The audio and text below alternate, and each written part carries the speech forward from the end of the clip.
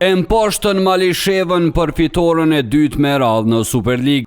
Lapi pati triumfuar edhe ndaj Gjilanit, por pavarësisht kësaj, legjendat janë të rrezikuar të mbesin në pozitën e 8 në Superligën e Kosovës.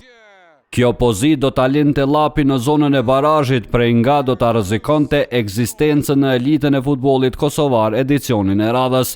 Megjithatë, ekipi drejtuar nga Tahir Batatina kërkon të arktoj 3 pikë ndaj Ferizajt në xhirën e fundit të kampionatit dhe më pas të shpresojë që rezultatet nga ndeshjet tjera t'i favorizojnë legjendat.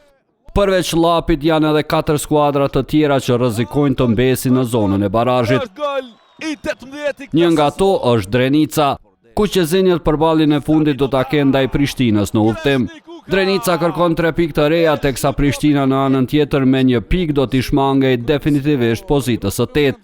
Ndeshje tjetër e rëndësishme e xhiros së 36 është ajo mes Dugaxhinit dhe Ballkanit. Klinasit kërkojnë pikët e nevojshme për të ikur pozitës së 8, kurse Ballkani në rast të disfatës rrezikon ta humbë pozitën e 2. Atë mund t'ja rrëmbej Malisheva në rast se triumfon ndaj Dritës, që javë më parë siguroi titullin kampion. Dueli tjetër i fundjavës është ai mes Gjilanit dhe Prishtinës së Re. Skipterat janë të detyruar të fitojnë pasi janë një nga 5 skuadrat që rrezikojnë barazhin. Të gjitha ndeshjet e xhiros së 36 zhvillohen në të njëjtin termin, të dielën nga ora 16.